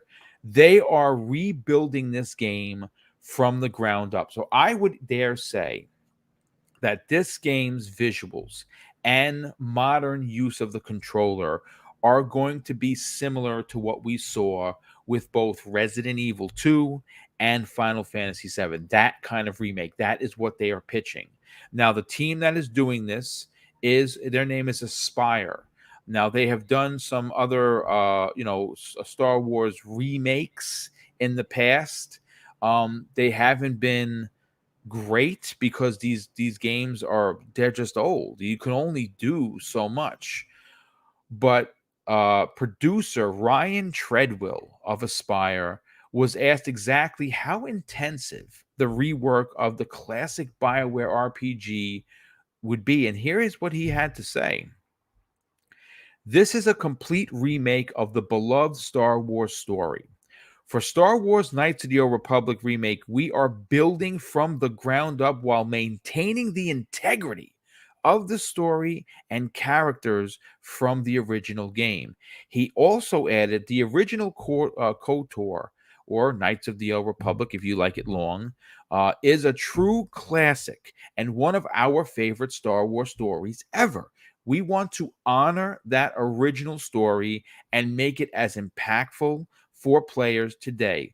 In terms of visuals, we have an opportunity to present this story with a much higher level of fidelity than was possible in the past, while making sure that we are being authentic to what people loved about the original game. So I mean, what else could you say? Now, he continues with, this project is on a completely different level to anything that we have done before. That's why we knew we had to assemble the right team to do this. We've put together a team full of industry veterans from fan favorite RPGs, even including the original Knights of the Old Republic team. It's been a real rewarding experience to assemble such a talented team to bring back an epic classic game. Now, he also finished that off with, folks, according, again, this is directly from a story that I pulled from our friends at VGC. He says it will be quite some time before Aspire is ready to show more. So this game is many, many years out. But here is where I'm buying it regardless. I'm hoping there's going to be a $300 collector's edition that comes with a lightsaber or something. Give me a bust of Revan, whatever you want to do. Boom's in, right? I'm all in for this. But when you talk about Xbox, right, we immediately equate that to Halo, right? The Master Chief, right? You can say Forza, you can say Marcus Phoenix. But if you're an OG Xbox fan, one of the most iconic and beloved IPs that was an exclusive way back in the day on the OG Xbox was Knights of the Old Republic 1. And I don't know how they did it. I don't know what bag of money or how much money was handed over. My God, I think it's a kick in the teeth. That's just my personal opinion, that this game is going to be a timed exclusive. Big Cloud, let's go to you first. What are your thoughts? Oh, man.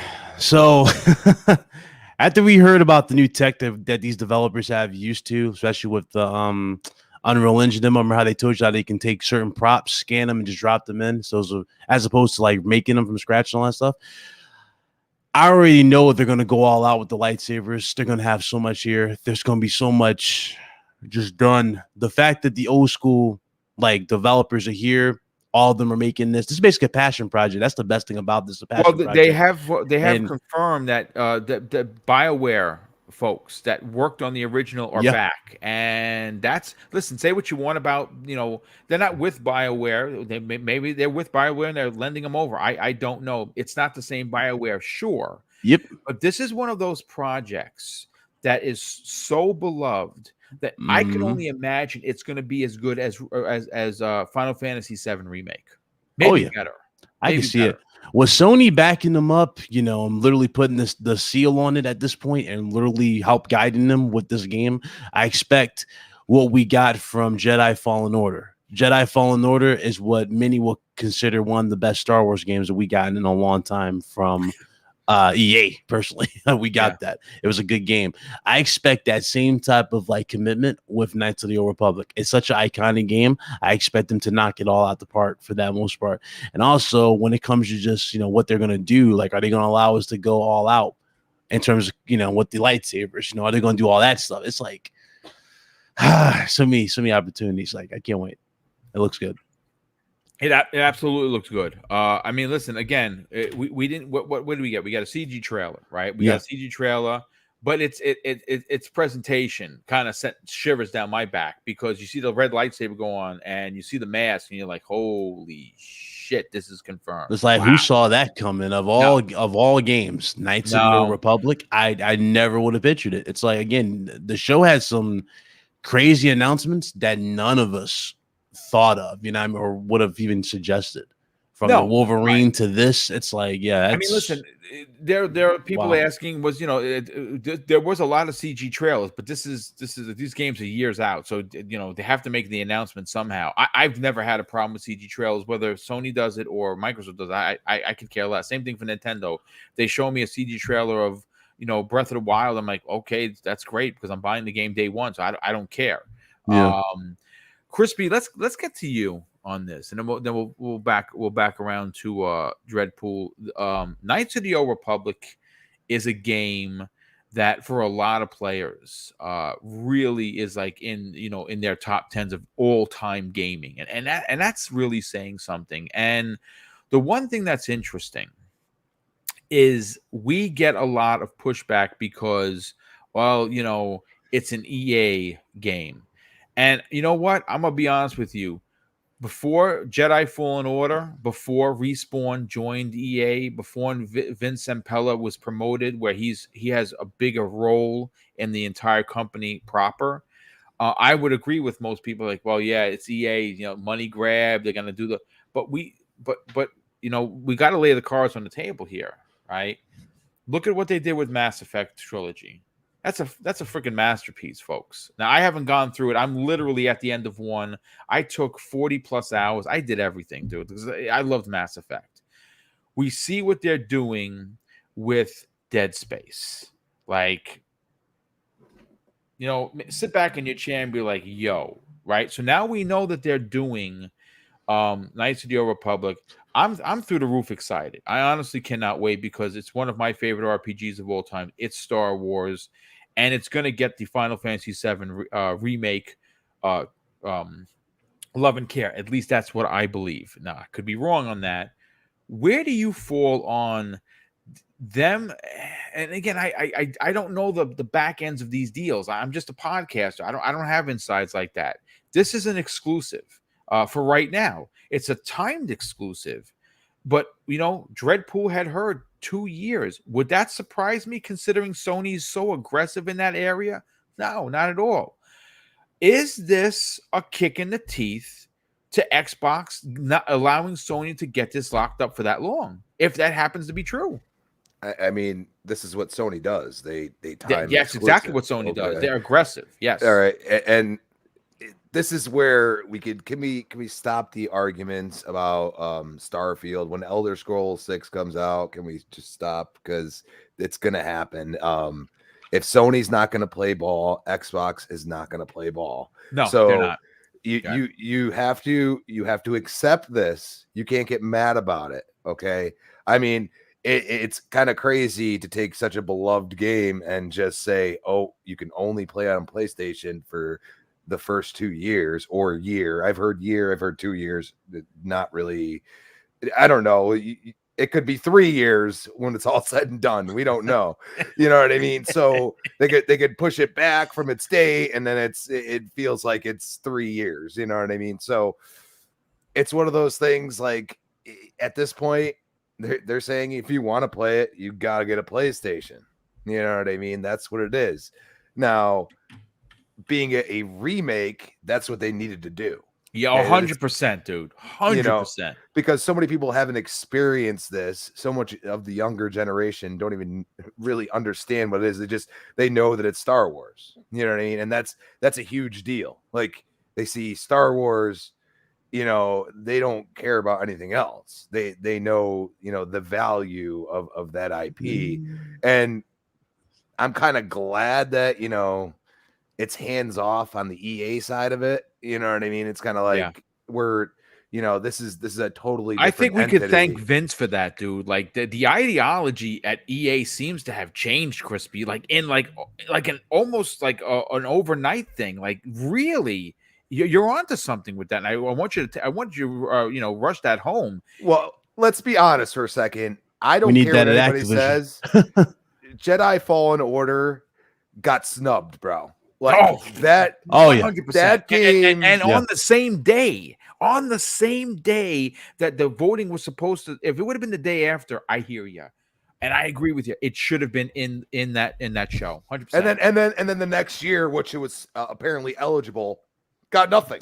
It didn't exist. Okay, so I was like, dude, like, look at what Respawn has done. They've done first-person shooters. For them to go out and put so much work, so much effort into Jedi Fallen Order, and it basically gets zero clout. No recognition. It's one of the greatest, if not the greatest, Star Wars game I've ever played.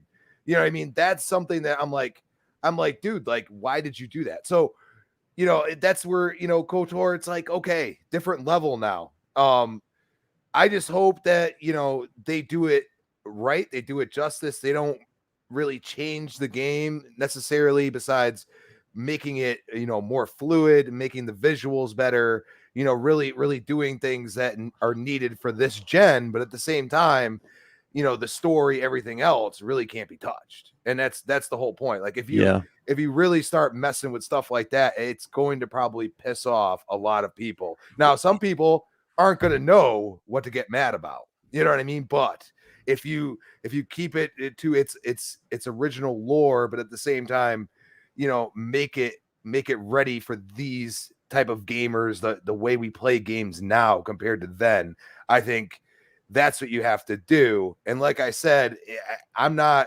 happy that it's exclusive timed? No, but I've accepted this. This is what Sony does. They do the timed exclusive thing, and Xbox is just going to start buying studios. And it's funny you say that, because Lanzo86 actually says something pretty interesting in the chat. Lanzo, thanks so much for being here, brother.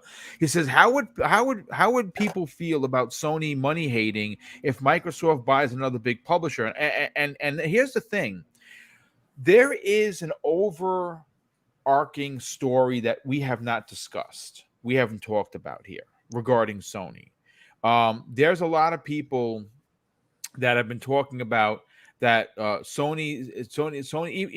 Like, listen, I'm not the biggest fan of David Jaffe. Like, he's a little over the top for me, especially with with the foul language and stuff. I mean, I can get raw if I want, but it's just not my brand, right? Like, I try to be as PG-13 as I can be, because I actually am like that in real life. I can be a total a-hole, but I don't like that. So he actually said something that was pretty interesting. Let me pull up the quote for a second, because the guys at Primetime Gaming dropped this in here, and it was pretty interesting. Oh my God, these memes are just killing me. Hold on, let me find it, folks. Just bear me. Okay, here it is. This is what David Jaffe, former developer of God of War, had to say on Twitter regarding the Sony show. People don't really pay attention. I made it clear a good number of the games shown today would probably be an 8, 9, or even a 10 out of 10 titles. My point is Sony, based on the showing, is lacking diversity, and they are feeling very stagnant right now. The 4 out of 10 that I gave it reflects the meta, not the specifics. That's what David Jaffe had to say on Twitter. Now, again, he's a former developer, and he's not afraid to get out there and put his stuff out there. Now, do I agree with him about the diversity thing? Yes. I think that a lot of what is going on with Sony with these specific deals, especially when you look at the overall big picture, is that Microsoft has an incredible amount of games coming out. They have over 20 first-party bangers coming. We're not talking small shit. We're talking AAA $1 million, $20, $30, $50 million games coming out starting this fall. Right now, Sony may not have that. And Sony, I can't say, I don't know Sony's, what's going on outside of what they tell us. But maybe the reason for all of these big time spending deals is to be the subset for their own studios, that they just can't crank out these games. Their studios take 5 years to make one game, and they're great games, but they take a lot of time. Microsoft was trailing, and they've been at this development thing with new studios since 2018. A lot of those fruits are now going to be bear on the tree in the next couple of years. So I think that might have something to do with it. But please, by all means, Crispy, continue. Well, I mean, and that's a good point. Like, we have to look at what is going on right now. Like, you could potentially have 5 games next year that are banger, AAA quality. Joe, I owe you another $5 in the jar. It is possible. Now, COVID has really messed things up. Indeed. I understand why some of these games have been pushed back. They might be done, but they also might be like, we don't have enough consoles out. And I think that's where Xbox is kind of nulling that, because they're like, oh, in a few months, you're going to be able to play some of these games that can only be Series X and Series S on your OG one, because we're going to use the cloud. And that's where it's like, dude, they're wizards over there right now. Like, they're starting to look like, They all got beards, and they're all sitting there laughing at everybody like, hey, we know how to do this, and we're gonna do it. And it's one of those things now. PlayStation at the same time, they got to figure that out because they're both having trouble getting these chips. I mean, you got car manufacturers that aren't putting out new cars because they can't get these chips. So these are things that are coming into fruition. And I'm sure this is why we saw a lot of teasers, a lot of everything else. I don't think Sony knows, they'll put a date on some of these games. That don't mean it's going to come out there. Well, even God of War didn't have a date. Like, you know what I mean? There's a lot of people, and I'm in the camp. Listen, I know next year is a holiday next year is a long time away. It's 14 months, give or take. I honestly have a feeling that even though we saw God of War and it looked, there was some gameplay in there, it looked freaking awesome. I don't necessarily know if we get it next year. I don't know how confident Sony is for that. Well, and you think of it this way: do they want to compete with Starfield for Game of the Year? Because that's the way they might be looking at it. Potentially, sure, yeah. Because at the end of the day, they want God of War to be Game of the Year. That's the way they look at it. It's like Game of the Year or bust. It's like with my Chiefs, Super Bowl or bust now. You know what I mean? Like that's what it is. So go Steelers. They've already done this. They've already proven that they can do it. Do they want to commit? Because Starfield is going to be a space epic. It's going to be way out there for what they're used to. They're used to linear story-driven games, and that's what they're good at, and they make great games doing that.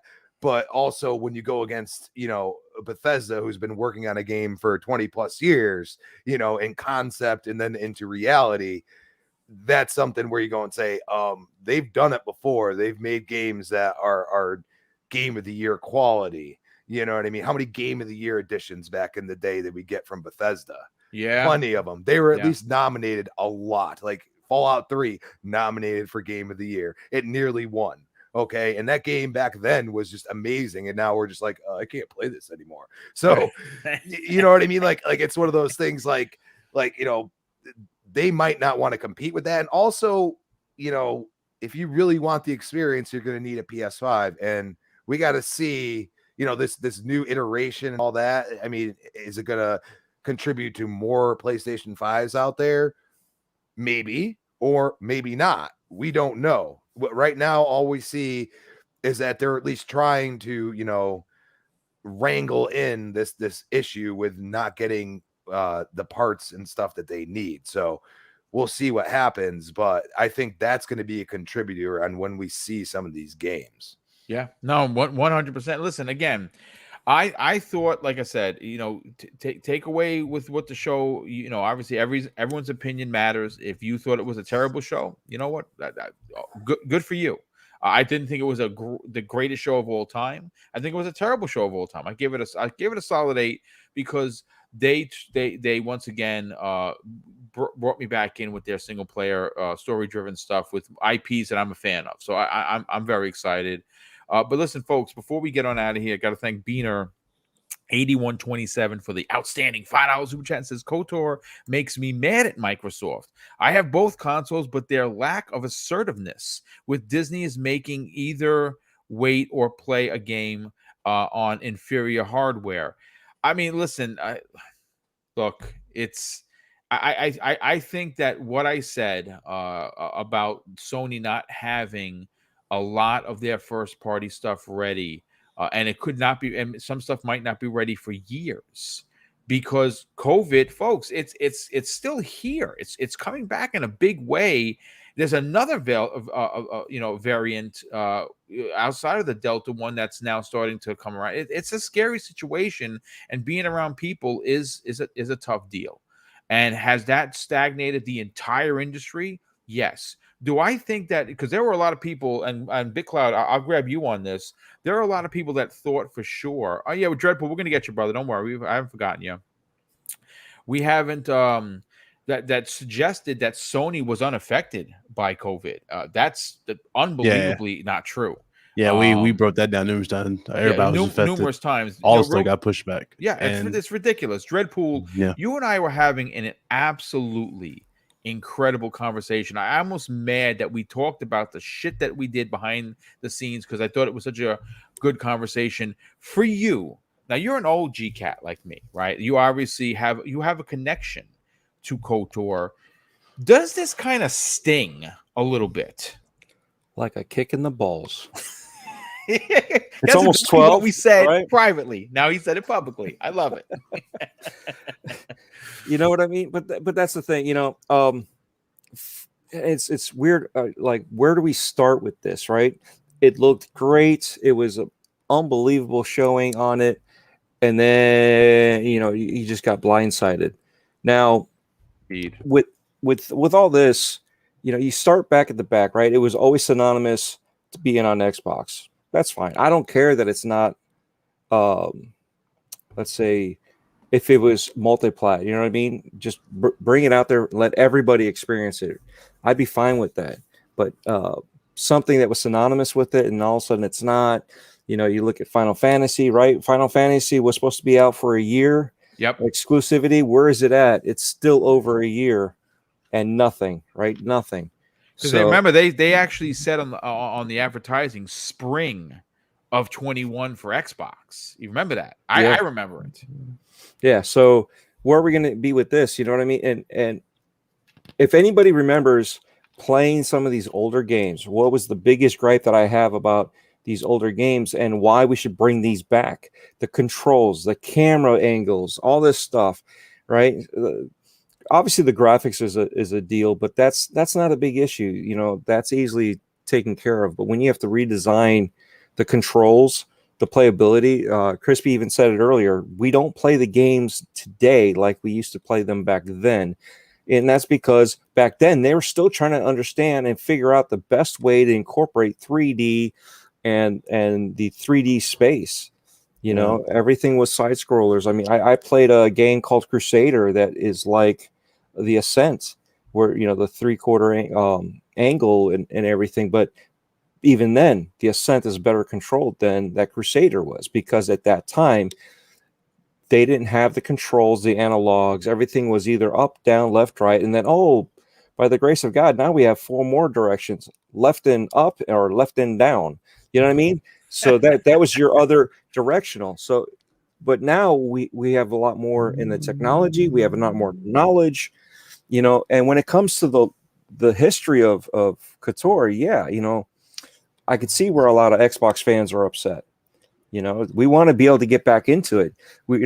But at the same time, most of us are happy to share that with PlayStation fans, with the PC world. You know what I mean? We want everybody to be able to enjoy this. And this is where it sucks to not be able to do this because yet again, we don't have access to these consoles. They're not as easily accessible now. And if it's locked behind this type of paywall, yeah, we're going to have an issue. I used to have a 14-year-old PC. I would be locked out of the PC world too, because I'd be like, all right, hit the button, come back. I'm going to go get a drink, make some lunch, and I'll come back and see what happened. Right. What's my choice? And now, I built a PC. I have an option. Not everybody has that ability. And that's why, where the console space is a good thing to have that ability. I want people to grow and love Star Wars. We want that stuff. And with the mentality that they did with Fallen Order was great. Is something out of their wheel. They figured out what they could do. They made it great, unbelievable. Here we are again with a new Star Wars IP. We're, hopefully it's a lot player. Have you guys gone back and played the BC on Xbox with these games with Kotor? Has anybody? As soon as it came out, I did. I beat that game the first go around and the second go around, but on the BC, I couldn't move, to be honest. I could not play it on BC. You know what I mean? Yeah. You hear me, though, Dread? I couldn't move after the Logan announcement, so that's why. That's my excuse. Yeah, well, everybody has their way, but that's the whole thing. Is when the play style. You look at how Final Fantasy. I brought that up earlier. You look at the play style. You can kind of go old school. Or you can go with the new school way. So we need and that's, I hope they come back, and not just visually. And they're not going to come back visually and remake this. They're going to come back and fix the controls, fix all that. Remember Mass Effect? Remember how Mass Effect 1 sucked for a lot of people, and people joined in on 2 and 3 and so forth? Same difference here. Go back, fix it all, make it to today's standards, the visuals, the controls, update the story a little bit, maybe give us something like Resident Evil where they changed it up a bit, give us something different than what we were expecting. What was that game, Boom, that you had? Was it Onimusha? Oh, dude, right? Yes, when they redid please. it didn't hit.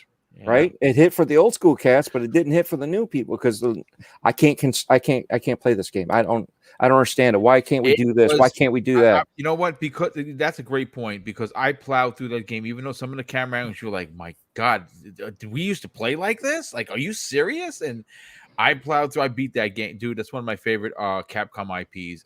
That and Dino Crisis, and Big Cloud and I could do a 3-hour podcast just on it. Yeah. There you go. You saw when I said Dino Crisis, he was like, "What? What's up?" I was expecting to see something, but I mean, they even had, and I think I linked you guys to it a few weeks back. They had the Mandalorian. Someone made their Mandalorian on Unreal Engine. Yes, dude, it looked great. Good. It looked really good. I'm telling you, it's a good time to be a gamer, especially Star Wars fan. Yeah, like Disney is like over. Y'all seen what Disney's doing? Disney's like overproducing everything, even with the new attractions at Disney World, with the new retractable lightsabers they got going on too. They're doing everything. That's unfortunately $500 day right there. No unfortunately, overproducing is also a bad thing when you push too much. Look at what's going on with Marvel. They've been overproducing too, and luckily Spider-Man is kept to form, even though Miles Morales was actually an additional expansion standalone. You know what I mean? But that's what I'm saying. Some of these companies need to be more clear and accurate with what they're saying versus letting us to believe all this stuff and then turn around and go, oh yeah, by the way, yeah, you're right. You were right when you asked me, but I would not respond. But that's the whole thing with this. This brings more lore. We can get more people into it, but it hurts. It hurts when you want to play it a certain way. Yet again, I got the new PC.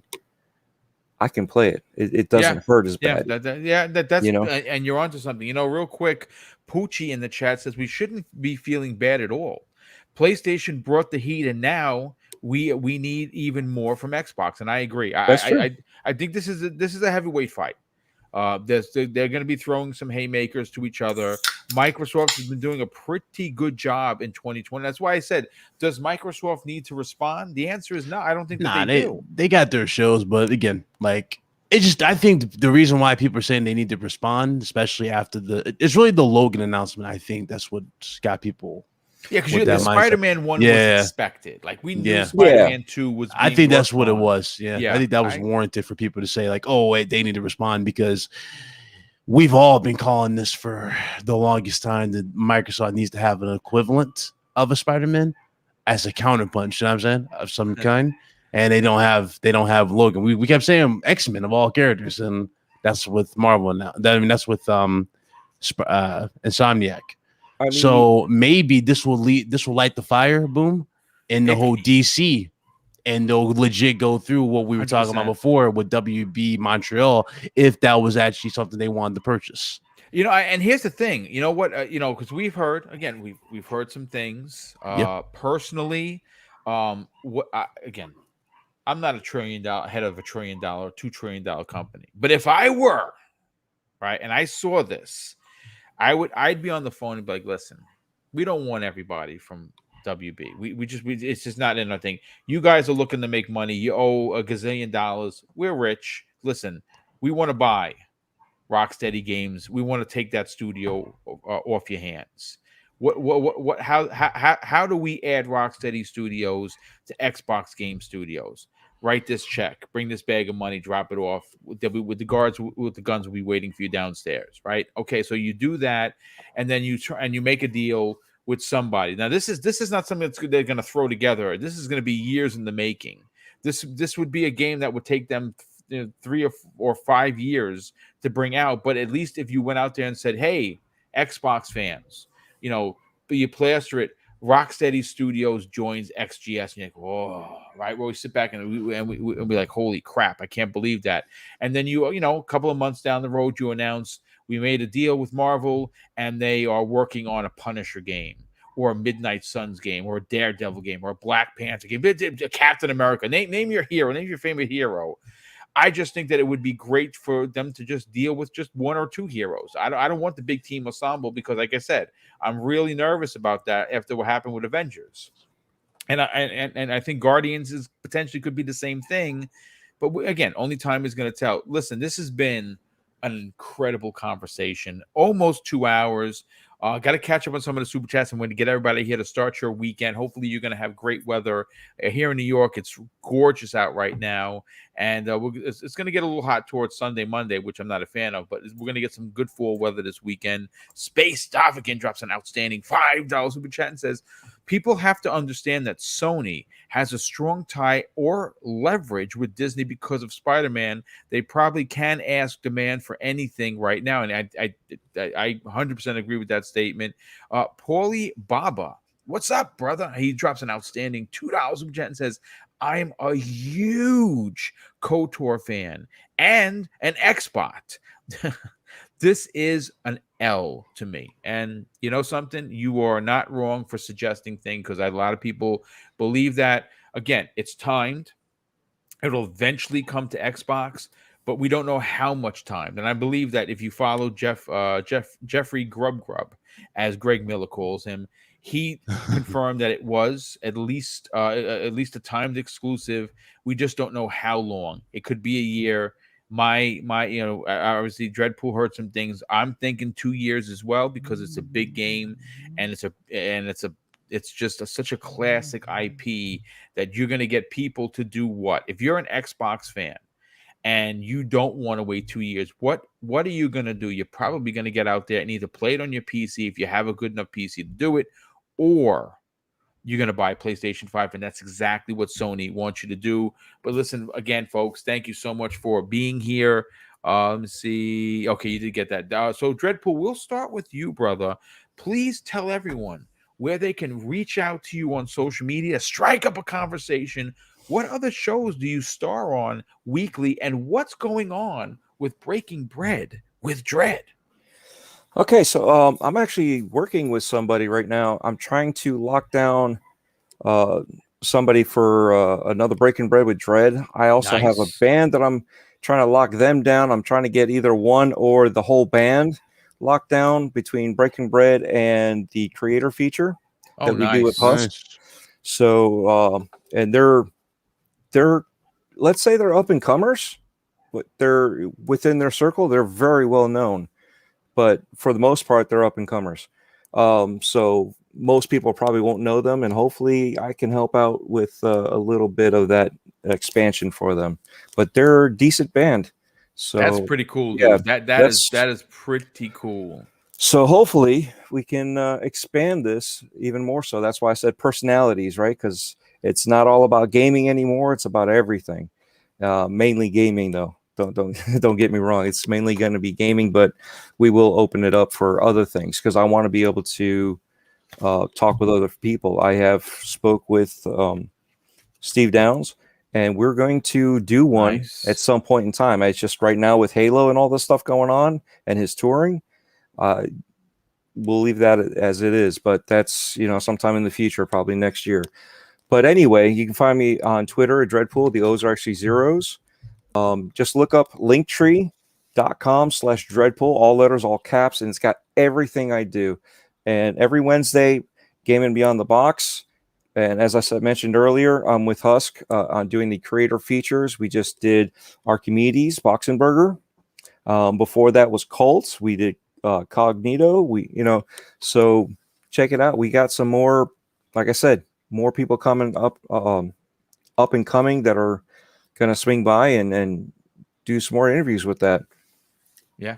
Well, you know what? Real quick before I forget, first of all, that's big, and I'm loving the growth and success you're having with this. It's a very unique way of talking about gaming, but also talking about everything else.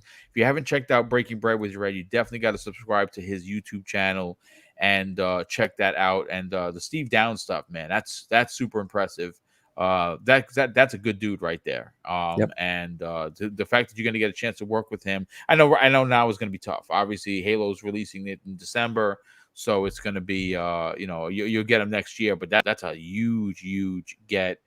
Real quick, I'm very happy to say this. Very excited to say this because he's been such a fan of the show, a big supporter. He's dropped numerous super chats, and when I roll these gifts, these giveaways, if you are a channel member or someone that drops super chats, you get a bonus entry, which obviously is something that gives you a better chance of winning a prize. And today we had a prize donated to the show by Tempest Sun in the form of the game Tales of Arise, and our winner that I just rolled, and thank God I remember because I'd be so mad at myself if I missed. Philly Eagle, brother, listen, congratulations, you are the winner of Tales of Arise for the Xbox, courtesy of the Tempest Sun. Thank you so much for always supporting Double Barrel Gaming, and obviously you got picked, brother. So hit me up in the DM or on Xbox Live or any way you want to get in touch with me, and I have the code literally sitting in front of me. I will copy and paste that code. Congratulations once again to one of the communities who keeps it real. Like, if you don't know who Philly Eagle is, this is a gentleman that is here all the time, and he is 100. So congratulations, Philly Eagle. BitCloud Gaming, brother, you have a show this afternoon, and you have finally hit a couple of weeks ago your 10,000 subs, and it's well deserved. The amount of work that you put in with getting the big guests and the weekly commentary is indicative of you being successful on YouTube. I'm proud to say that you hit 10K while on this show, and that's something we're always going to share. Please tell everyone where they continue to help you grow your YouTube channel, where people can check out your show this afternoon.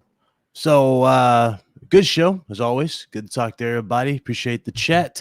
You guys, find me at BitCloud Gaming, YouTube, Twitch, and Twitter. Today at 5 p.m. Eastern Time, RGT, we're having the creators of Game On Daily on to review. Oh, dude, nice. Yeah. So we have Gaz and Asa coming through to talk about the PlayStation show. So and basically, you're saying that the sauce is going to be brought. The sauce is going to be brought on that show. And if you missed my other one before that, we had Becca Pruitt from Resident Evil Village, which was incredible conversation about everything. And she put me in contact with a lot of other things. I didn't even tell Boom this, so I'm working on some other stuff behind the scene, what's going on. So I'll reveal that in due time, and hopefully by next week, I'll know very, very soon, as soon as they get in touch with me. But hopefully by next week, we'll have a special guest from Sony Santa Monica. Oh, wow. So perfect time. We'll see what's up. But appreciate it. I hope you guys enjoy the rest of your weekend, and see you next Friday. Yes, well, thank you so much for being here, brother. And Crispy Bomb, thank you so much for being here. The best voice in the business. Please tell everyone where they can reach out to you on social media, but more importantly, what else you got going on, and what other shows could people listen in that you were a part of?